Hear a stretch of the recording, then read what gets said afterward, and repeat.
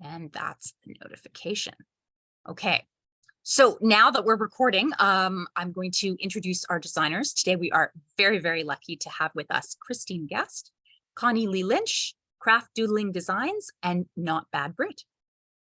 And I'm also going to paste their names and websites into the chat so that you can see them and visit their websites if you would like. Here we go. There are all their coordinates. And we're going to get them to introduce themselves and tell us a little bit about their design and their design business. So let's go in alphabetical order by business name. So Christine, that means you're first. Hello, I'm Christine Guest. I live in suburbs of Boston, homeschool my kids, studied chemistry and math forever ago. Haven't been in a lab since the first one was born. I like to write knitting and crochet patterns. They tend to be on the intricate side. Simplicity is difficult for me. I'm working on it. I love to answer questions and talk to people about things.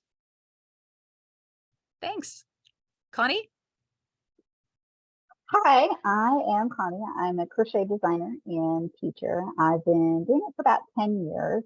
I'm a military spouse, so we move around a lot. Right now we are living in the Mojave Desert at Fort Irwin in California. And I like to explore color and texture, usually in lighter weight yarns. And yeah, I like to create designs that encourage my makers to play a little bit, to try something new, either with a new stitch or a new technique, a different shape, or just challenging them with color combos. So that's it. Thank you. Kavita? Hello, I'm Kavita. I'm from India. I've been living in the Bay Area for the past 7 years. And previously I majored in electronics and communication, and I've been working as a wireless infrastructure specialist before I decided to stay at home and take care of my kids. And then we were able to make a decision to move to the USA. And knitting and crochet have been my hobby for a long time. And then slowly one thing led to another, and it started, I started designing, because designing also, I'm very excited about the math of designing basically. So that's how I started. And I like to always have an approachable pattern, but with a little bit of twist. That I think is what I'm going for with my patterns. Yeah. Awesome. Thank you. Thank you. And Britt? Oh, you're on mute. My bad. Hi, I'm Britt of Not Bad Brit. I have been a crochet designer since about 2019 now. I'm a self-taught crocheter and started just as a hobby to make something for my daughter when I got pregnant with her. From there, I did sample crocheting and test crocheting, and after a while, I just thought I would give it a try, and here I am. So I've been doing that for, gosh, I guess the last 3 years now. I'm, for whatever reason, really drawn to crochet, and it's been something that's been very therapeutic for me. I'm also the creator of the Makers of Color Collective, which is a place where you can find all BIPOC members of the fiber industry. And that's been a big passion project for me, to try to get the word out about those individual crafters, as well as just, showing up and providing diversity in the field. I live in Seattle. I'm a stay-at-home mom now. I used to work in the tech industry and building customer service teams in the Bay Area. And the majority of my patterns are about advanced beginner level.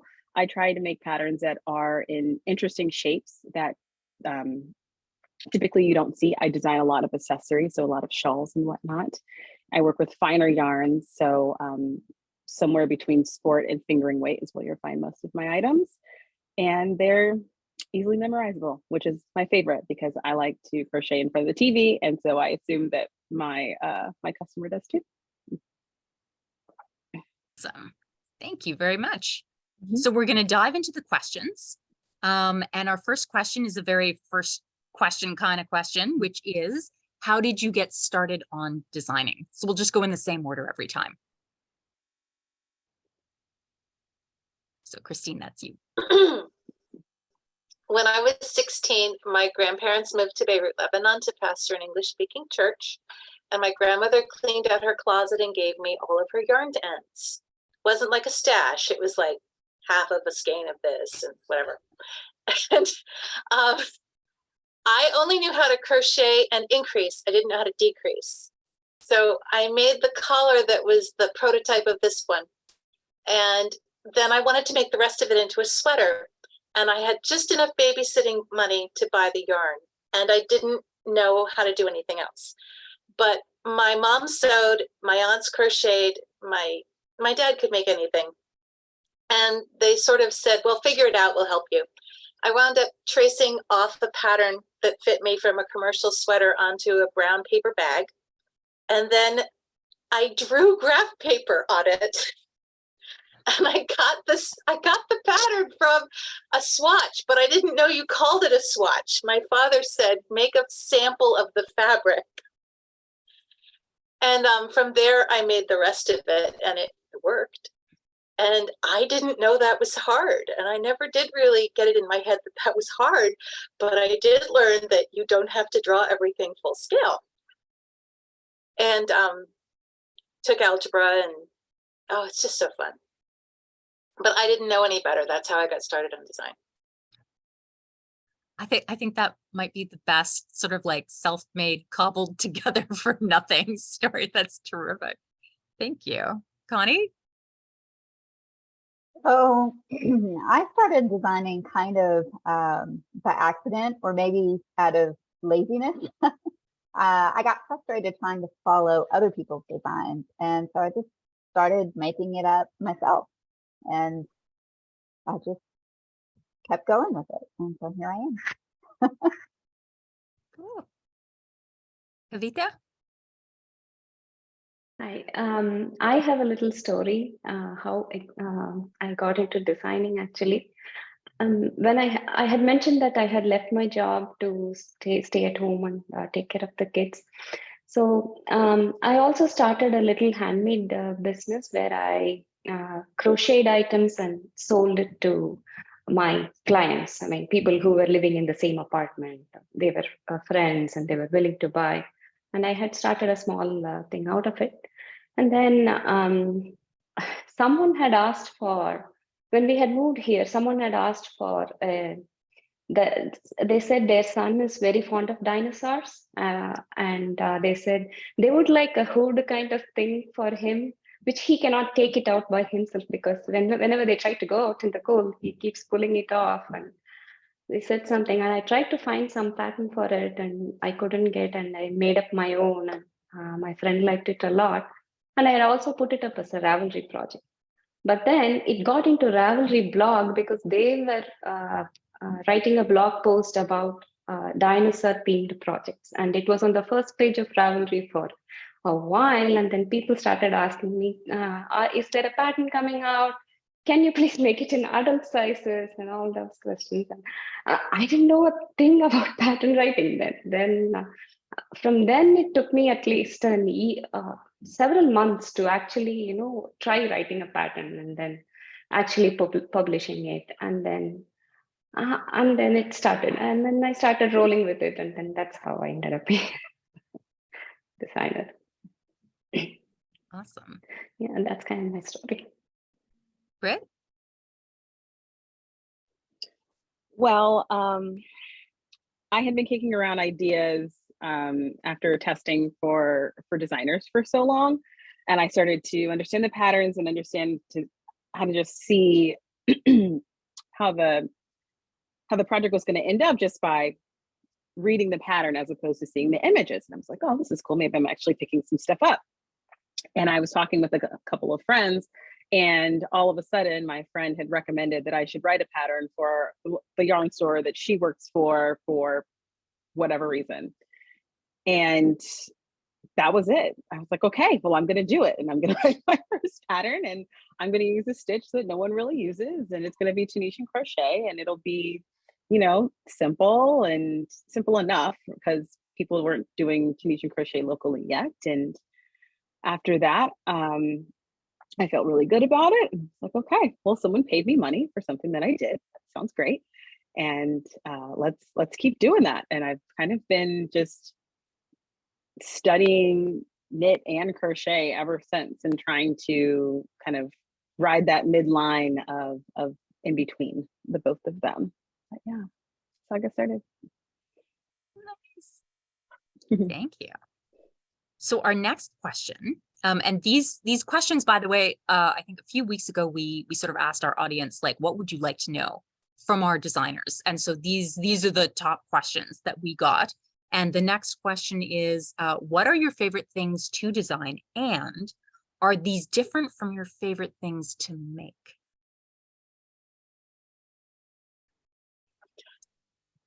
My favorite things to design are whatever construction or stitch detail at the moment has been intriguing me, tamed down to look where if I write it as a pattern, someone will buy it and it will pay for its technical editing. So it could be anything. Is it different from what I make as a maker? Definitely.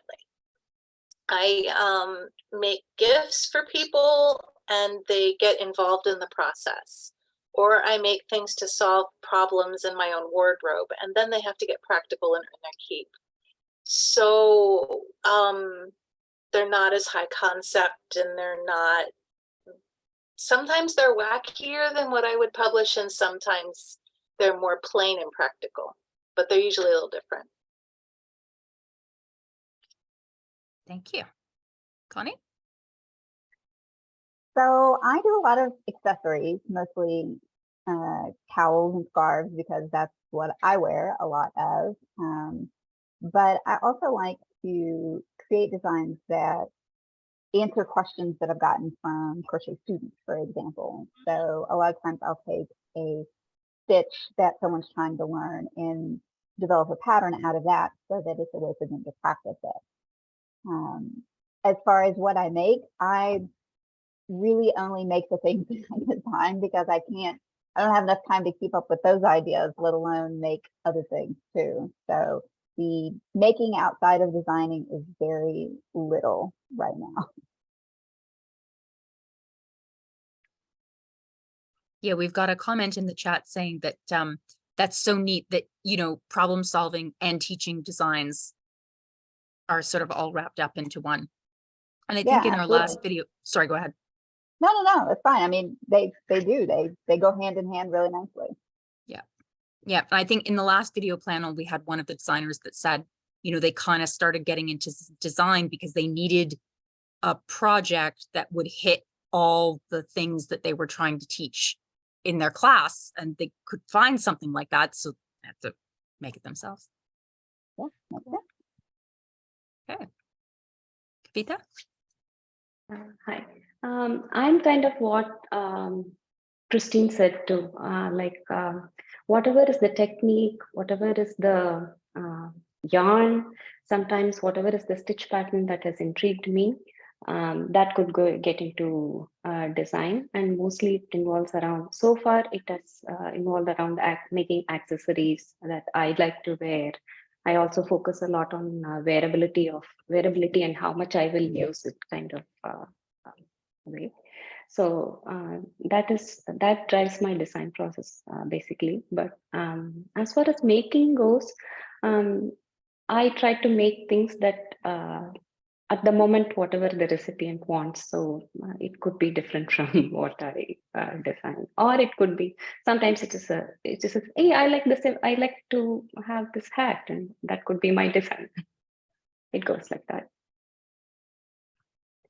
Yeah. Thank you.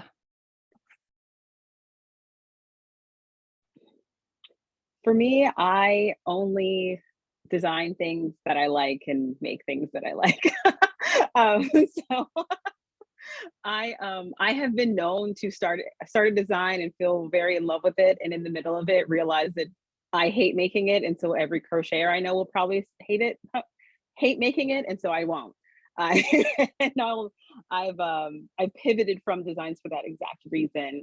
I want people to enjoy making it, and I'm the first person who touches it, so that's typically my gauge. Um, I often don't wear a lot of what I make. For a while, I was pretty big into process making and giving things away. However, if you look over my left shoulder, there's a huge wall of shawls. And so I will decorate my craft room with them and give them away as gifts and whatnot. But for the most part, color wise, stitch wise, shape wise, if I've designed it, it's because I absolutely love it and know that someone else is going to love making it.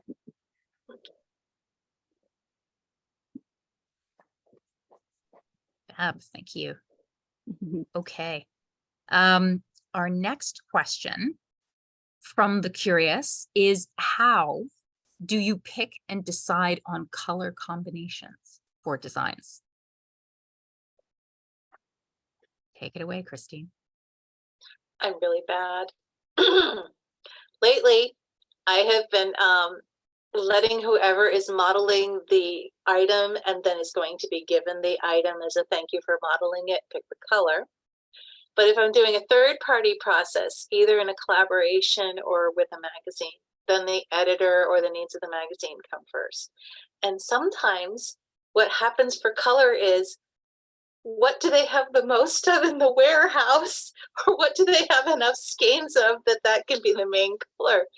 So I've really stepped away from not letting my heart go after color really strongly, because if I'm working with somebody else, I'm not going to be in charge. And if I am in charge, I'm still not in charge because I like wacky things. So yeah, I let other people decide, or I try to think about what, sometimes I've even asked the newsletter what they think would be good.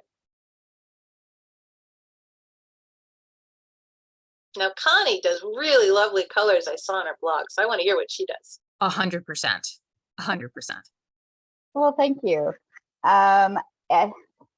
Like you, Christine, I mean, it's not always in my control, especially for magazine submissions or even collaborations with indie dyers. Like I do some mystery kits, and so even I don't know what colors are coming my way when I agree to design something for it. So that's always a fun challenge, you know, getting that selection of yarn and fiber. I mean, I don't even know what weight it's going to be in sometimes, and then looking at it and say, okay, what can I do with this? What can I make with it?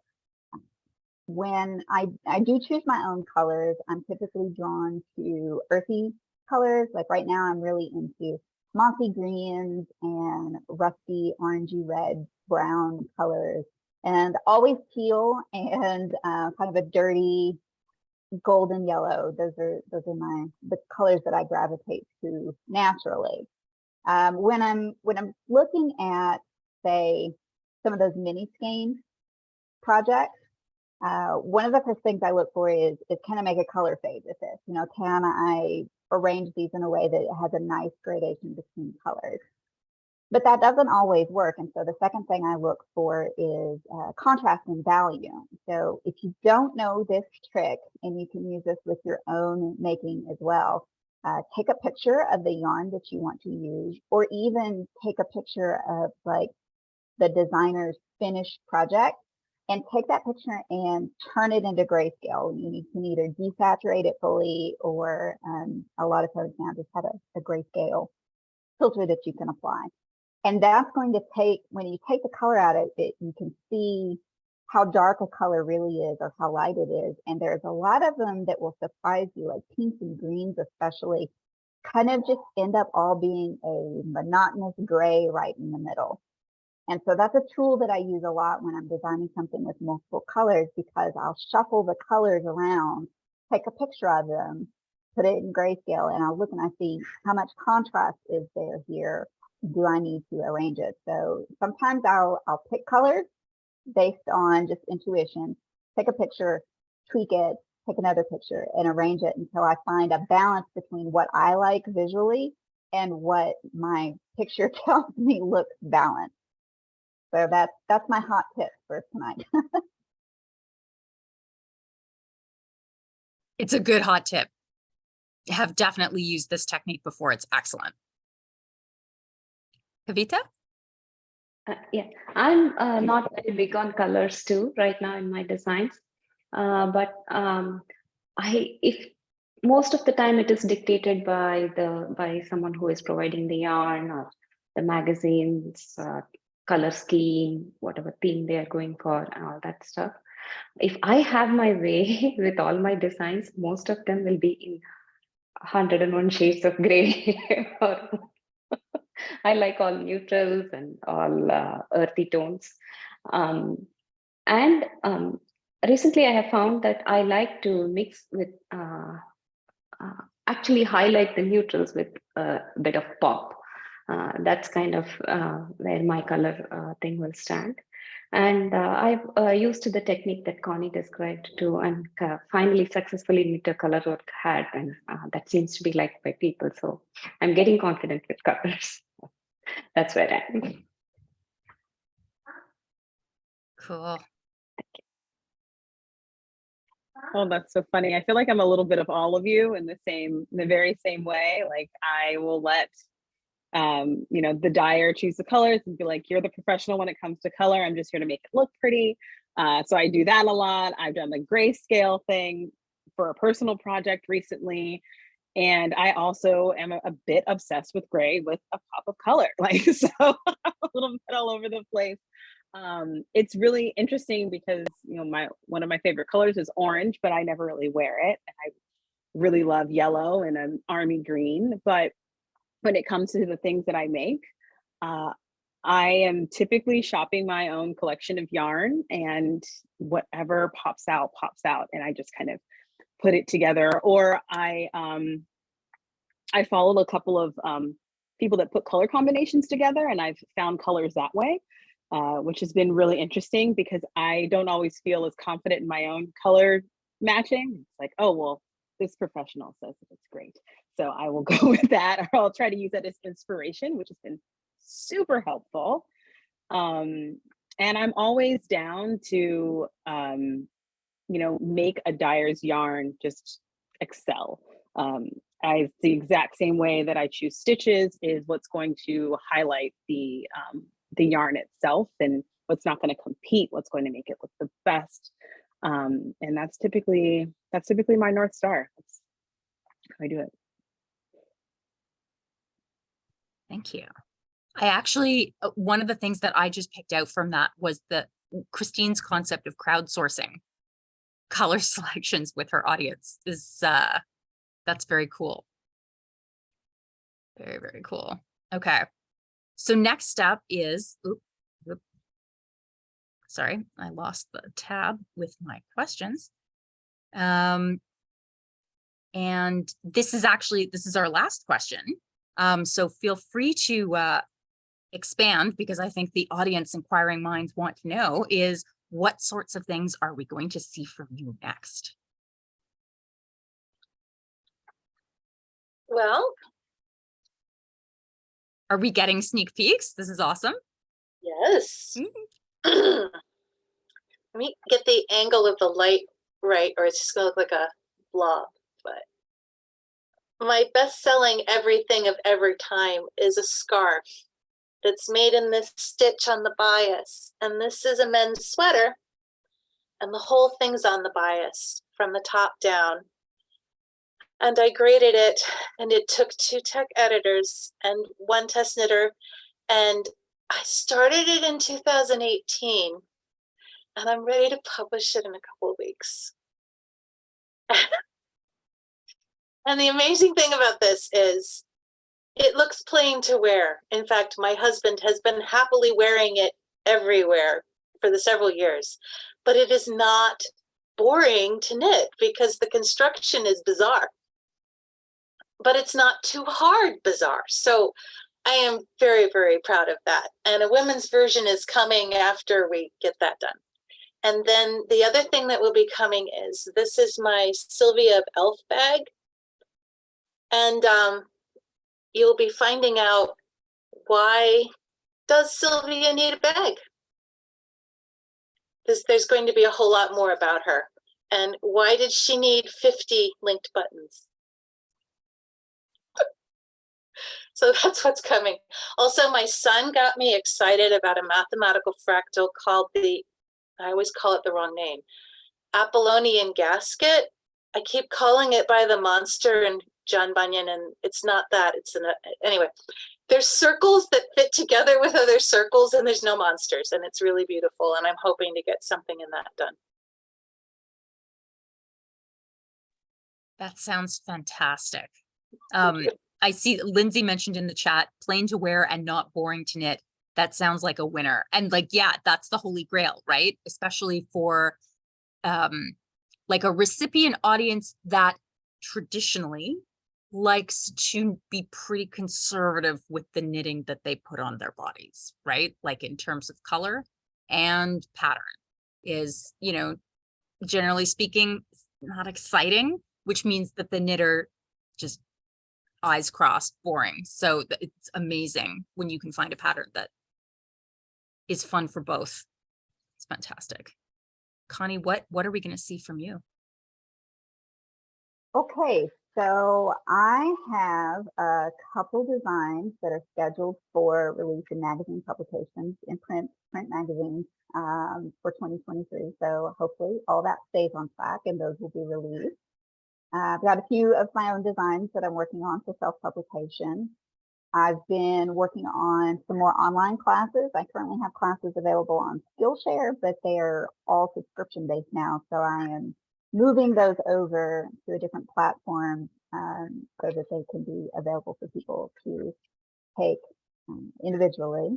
And I've got 2 classes that I filmed this year that are in the editing process that I'm hoping to release soon. And I am hoping to kind of dip into garment design a little bit more. I've dabbled in it. I've been learning a little bit, and yeah, I want to give it a try because there's definitely a need for some great crocheted garments out there. So that's something that's been on my to-do list for a while, and I'm getting closer. 100%. I know my mom crochets or used to crochet before the arthritis laid her low. And yeah, when she goes looking for sweaters for children, grandchildren, there's not huge numbers of things out there. Yeah, I looked not long ago on Ravelry just to compare the numbers. And I think I looked just at crochet versus knit sweaters. So no parameters at all, but it was something like 80,000 knitting crochet or knitting sweaters and like 8,000 crochet ones. So it's a huge, huge difference between the two and the options that you have. Yeah, Ruth has commented in the chat as well. We definitely need more crocheted garments that aren't just boxes. Yeah, 100%. That'd be awesome. Kavita, what's next from you? I think I'm following right in the same direction. I've been wanting to design things that fit the body rather than just accessories that can be worn anyway. So I've been working on improving my, learning grading skills, and I've just got my first adult size garment out for testing. So that is one thing I'm very excited about. It's a top-down drop shoulder style sweater, and I'm really happy with the way that it has done. And I'm trying to more design stuff like mittens and socks that also kind of fit the body, and to understand that better. And I'm really passionate about the sizing charts and adjusting for if a knitter wants to customize it for themselves. How do I give the tips to them? No one should go like, oh, I can do this. This is not for me, kind of. If they want to, they should be able to knit the design. So I'm trying to make patterns that way. The pattern that is coming out, it has sleeve sizes and body sizes can be mixed and matched in mine. I actually got the inspiration from a blog post that was written by designer Victoria Marchant. She has done a lot of job in that, and she has a very good blog post, really inspiring blog post. And while I was working on this sweater, I really got inspired by that, and I thought, you know what, I'm going to try this. I'm going to try doing this calculation, and my tech editor gave me a green signal, and yeah, that's kind of out. Thank you. That's really exciting that, Thank you. I noticed that we're seeing, more of a push, at least it seems to me from my perspective, that we're seeing more of a push towards size inclusivity. Yes. And this kind of like mixing and matching of like arm circumferences versus body circumferences, because they can be so varied. And it's so Yes. amazing to see more people doing it. Yes, thank you. And the way my test knitters are picking up in one body size, I have like a rainbow of arm sizes being picked up, and that makes me so excited. I mean, and my fingers are crossed until it is really done and published, but still, I'm really excited to at least have started this. Awesome. Yeah, thank you. Well, again, like some of you, I'm also going to do my best to try to bring a garment to life this next year. I've made quite a few crochet garments and I've learned quite a bit, but at the same time, things have been changing, and I recently learned how to knit, and that knowledge has given me a little bit more information about making fabric and customizing garments for your body. So I've been kind of studying, so to speak, which means knitting things for myself, which is wonderful. And I'm going to hopefully take those tips and tricks that I have learned in books that I've read and bring this concept of providing different body shapes and arm circumferences and things into the crochet world, because I've literally never seen that in a crochet garment in my life. So I've made quite a few of them, and so I'd like to try to highlight that quite a little. I hope to put out another Makers of Color Collective calendar for 2024. This year was very successful, and I think I have like 10 left, and I'm very pumped about it. So that's a huge thing I put out this year. And some other things, I'm going to try to get to a couple of, what are they called? Fiber festivals. Being on the West Coast, we don't have a lot of them. So I like to try my hand at being a representative out there for the Makers of Color Collective and hosting a table and trying to bring some other makers with me. I'm trying to slow down the design part of my business this year and work on what I've already put out and revamping them for, low vision, the ability to like screen read and all of those things, just to give more options and try to be,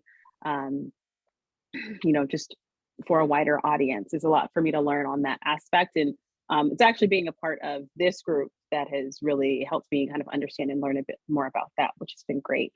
I'm going to put out at least one version of a new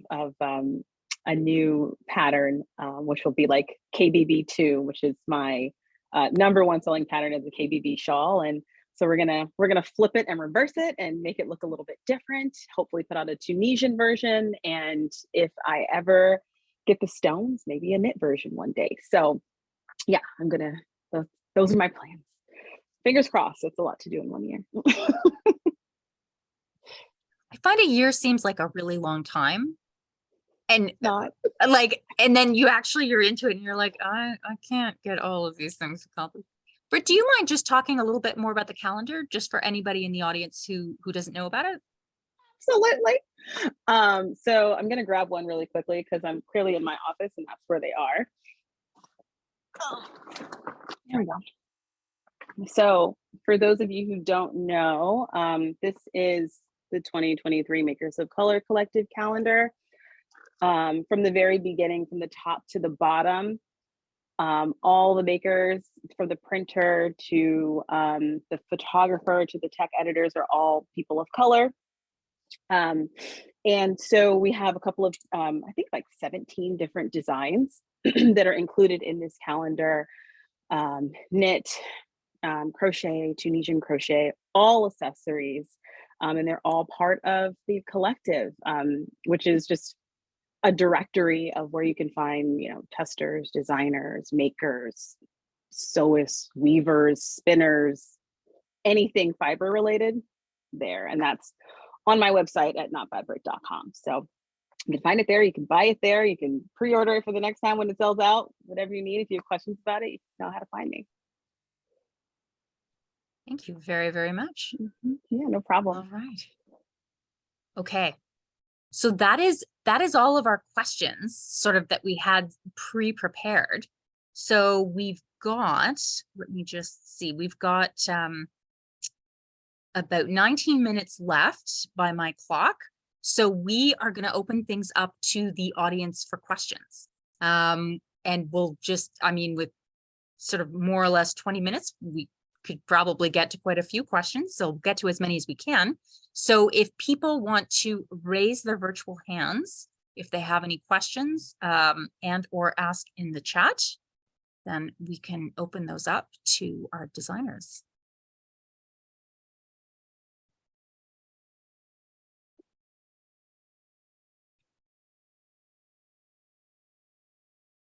Anybody? It looks like there's a question in the chat for Kavita. Oh, here we go. Yes, this is a question for Kavita as to like the things in your hands. Yeah. What are you working on? I just saw the question. Actually, you mean what I'm working right now for this meeting? So this is just a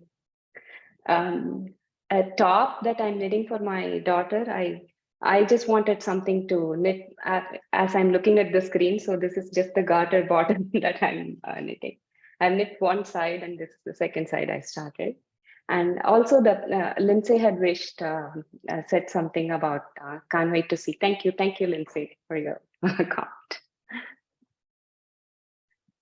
Yeah, we might as well, because I know before the session started with, it was just sort of like myself and the designers talking, where we sort of like, some of us confessed that we had hidden below the camera shot stuff on our lap. So does everybody who does have something covertly on their lap want to go around? There we go.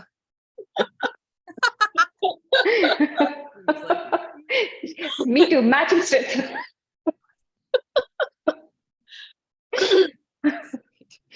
This Yeah, is the undercover knitters / crocheters. Yeah. This is the underarm strip that will become the sleeve and body for the other half of the sweater that I will definitely have finished by Christmas morning for my aunt. Absolutely, it'll happen. Yeah. So Christine, how does that work? Because I saw like a big white part of the sweater and then a big, incredible multicolored part of the sweater. So how is that a collar? Yep, this is a yoke, and it's from her Instagram is the floral hook, and this is a portion of a circular motif in one of her Afghans. And it's the first time I've done anything with crochet where there are so many layers and I needed to look at the video. So I'm hoping this will sort of be like an Icelandic yoke, and this will just be a body that's plain. And I didn't have enough of any of the colors to incorporate them into the body. I picked them up at a garage sale for $10 for all of the yarns, but I had the colors that I had, and that's what I'm doing. And Britt, what's in your lap? Oh, a cute little swatch. I'm working on trying to create a, I don't know how to say it. And since there are so many knitters here, you guys can probably correct me, but it's called like a Feroci shawl, where it kind of goes, it's got like a center panel and then it kind of comes out, wings out. So I'm hoping that this will be the, the center lacy panel of that. And so I've been trying to mess with a couple of stitches that I like, and you know me, something fun and then something very nice and easy on the end, so you can watch TV while you're crafting. So I'm working on that for it's kind of a secret. So so hopefully it'll be available in January. Okay. So that's like, I think it's the style is from the Faroe Islands, I think is how you say it. So I've always assumed that it's Faroese, but if anybody wants, then thank you, Anne. Yeah. Anne's put it in the chat. Faroese. Excellent. That is that. Thank you for the correction, because I knew I was saying it wrong. Okay. So our next question, so currently in the queue, we've got Lindsay with a question for Christine, and then after that will be Amber. And the question for Christine is, my first Fasten Off Yarnalong project is going to be herringbone toque. And it is such a cool pattern. And Lindsay is wondering where the inspiration came from. I was waiting for my son to finish up at a flute concert, flute audition, and I was stuck in a waiting room for an hour and a half, and I didn't know anybody to talk to. And I was looking at the herringbone scarf I had and thinking how I could do that as a hat. And I knew that the edge, you can't exactly bind it off in 2 stitches and have it work out as a flat bias. So I was trying to figure out how to do it. And somehow I decided that it made sense to knit the whole thing on the bias, including the crown. And I tried to draw it, and it was 3-dimensional, and I needed to swatch it. And I got so engrossed in the project that my son came out and said, "Mom, we could go home now. Mom, we could go home now. Mom!"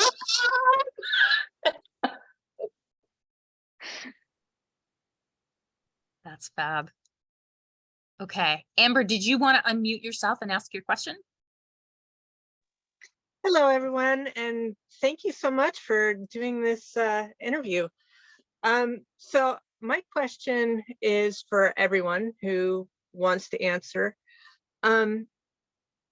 Basically, as a newcomer to the fiber arts industry, like there are certain things that I just kind of take for granted that I know that like older makers are seeing is like new development. But my question for everybody is, what excites you most about the future of your craft and the things that you're seeing emerge? And how do you feel that you are personally contributing to that evolution? What a very cool question. Does anyone want to start? I can totally start. First of all, hi, Amber. It's good to see you and hear from you. I am excited to see more people in the craft that look like me. It's the whole reason why I keep doing what I do and the way that I do it. I did not have a any kind of crafts growing up. I really wasn't crafty. It wasn't a thing that my family did or anything like that. I don't have a, we're from Miami, so my grandmother was not doing that. It was too hot for anything like merino wool. And so this is truly a thing that I have found community with and a place. And I want to provide that and give that to others. I hope that the work that I do championing other makers of color is contributing to that and letting them see that there's a place for them in the fiber industry. I'm kind of one of those people that goes, well, if I don't see someone else doing it, then I'm going to do it, but I can't be the only one doing it all the time. And so to simply inspire others to put their hands in their work, put their face in their work, write a pattern, ask for the appropriate wage that they need to continue to make commissions, or do what it is for them to feel good about being in this place and in these spaces. Like that fuels me. And I hope I'm doing a good enough job inspiring others to do that. And I'm going to keep doing it until it doesn't feel good anymore, which it probably never will, because I'm having a lot of fun doing it. That's amazing. Anybody else want to talk about what they sort of foresee as the future of the craft and how they fit in there? So I'll go next. This is a big picture kind of question, isn't it? I mean, I'm excited about the possibilities. I mean, we're seeing a lot of crocheters kind of stepping into their power and creating these really beautiful designs and making people think about crocheting in a new way. You know, a lot of people think crocheting is just 70 style granny squares, and that's all they consider. I mean, I get people who look at something that I've made and they're like, that's crocheted? Is that really? And the only real difference is that I didn't use chunky yarn. I use a lighter weight yarn. So the possibilities in front of us really kind of excites me. And personally, for me, I mean, I believe that nurturing our artistic creation and that creative spark in ourselves and other people is really just, it's fundamental healing, both personally and globally. I think it's a really important thing for us to focus on, especially with the world the way it is right now. And so I think that encouraging makers to slow down and look for those little moments of joy, whether it's stitches that they like, or a yarn that they really enjoy working with, colors that they love. I think that's the ticket, you know, that's the guiding light to finding your own joy and your own adventure in exploring what you can make with your hands. I think it's a really beautiful thing to be able to create something that, I mean, if you make a scarf for someone and you give it as a gift, it's kind of like a tangible hug, right? And I think it's a really powerful thing to be able to create something like that. Quite agree. Anybody else want to weigh in on this extremely very interesting question? I'd like to add one thing that really, it may not be about the future. It's somewhat about the future of the craft, but it is not any revolutionary thing, but it's a slow thing. What I have seen is I have been giving knit and crochet classes in my local yarn store here, and I have seen so many children, young people step in and they pick up things really fast, and my heart just goes out to them for, you know, starting early. I have not been, I'm not from a family who crafts at all. There's not a single crafty bone in my family.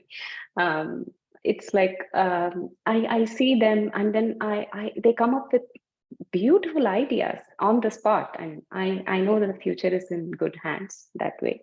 And I also get excited to see a lot of technology being incorporated for knitting. That also encourages people a lot. Like, for example, you don't have to try and knit by looking at a chart. There are charts that you can interact with. You can press a stitch on the chart. There are softwares where you can press a stitch and immediately it takes you to the video where the stitch is available. And putting all that into a knitting pattern makes it really accessible to everyone, or makes it more attractive to everyone, you know, to the current crowd. And that I think the fiber crafts are in good hands that way. So hopeful of that. Yeah, that's a lovely optimistic outlook. Christine, did you have anything that you wanted to sort of contribute here? I was thinking, I really enjoy the connectedness of the crafts right now. It reminds me of when my husband was active in ham radio. And the way you can get to know people from around the world and the way things get documented so quickly and in so many different ways. If you're curious about something, it's not so hard to get the information if you have the internet, and there's so many ways of describing it.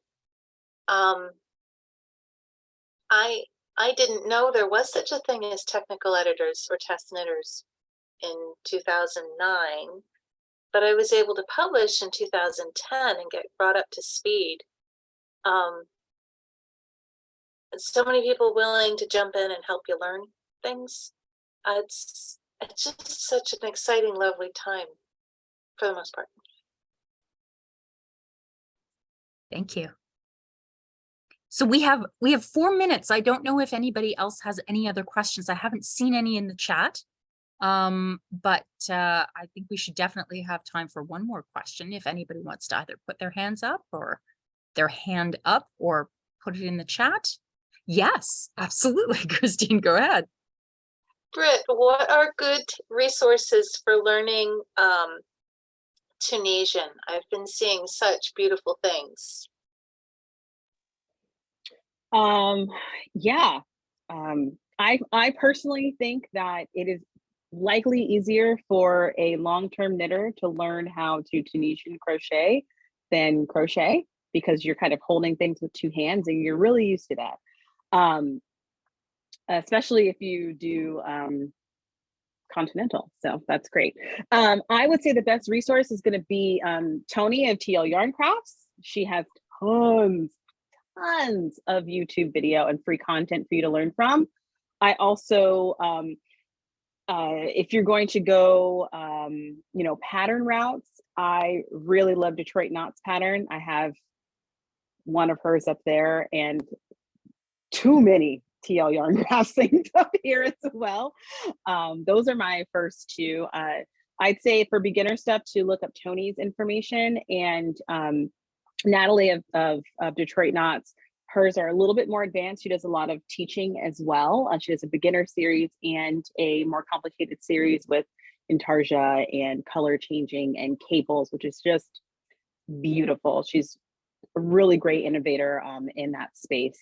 So those would be my 2 recommendations. And I'm going to so butcher this name, but Aobini, she is one of the designers in the Fasten Off Yarnalong. I'm messing it up. Pronounced it Ava in my head, but I really don't know if that's correct. Yeah, I'm not sure, but her designs are also really great. And I believe they have some tutorials as well. So if you wanted to keep it to the Yarnalong, that would be a really great resource. I've just been stunned with some of the designs that they do, because a lot of them you can do with a shorter hook, which is a regular style hook, and that is a beautiful technique that I've never seen before. So those are my tips. Thank you. We've also got very helpful people putting some links to the stuff that you're talking about in the chat, which is amazing. So now people has it. Oh, and Ruth also says that it's Afa is how she says her name in her videos, which is thank you.